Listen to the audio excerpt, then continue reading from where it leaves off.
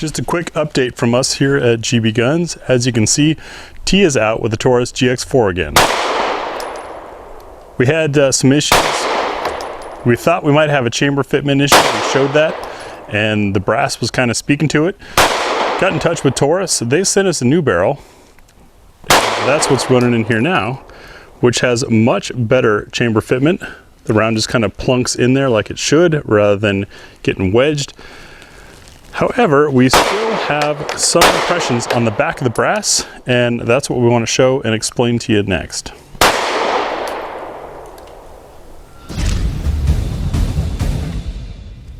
Alright, so here's some recently fired, as in fired them today, cases out of the GX4. And you can see we've got a little bit of what some people call primer flow popping out here. That primer has raised up and has a weird shape to it, versus this round fired from another gun where the primer has just been tapped and that's it. You can also see the smiley line of where it's not a full chamber support, which is the way Glocks are, but it's not creasing like it had with our other barrel.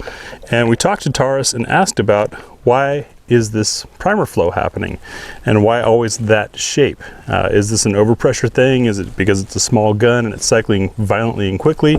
And the explanation we got comes from the primer channel. As you can see in there, it's kind of an oblong shape. In fact, it's much longer than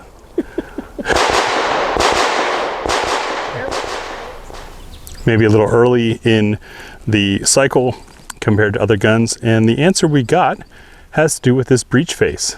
As you can see, the hole for the striker is kind of oblong. Now they did that on purpose as a way for debris to get cleared out, keeping aware of the fact that something like this is going to be a carry gun, possibly a pocket carry gun where lint and stuff can find its way in there, or just a gun that's not well maintained. So that oblong striker hole there is to help let debris get knocked out of the way so the primer doesn't get obstructed. As a result, when there's pressure pushing back on this primer, it's going to create that oblong shape, the primer flow that we saw.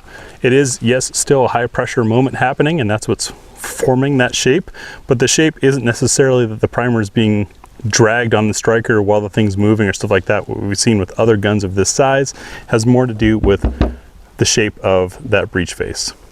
So I hope this clears things up on the GX4. It certainly did for us, gives us a little more confidence in it, and well, to be honest, we shot it side by side with some of its competitors and find it in a lot of ways it to be a better gun. Thanks for watching.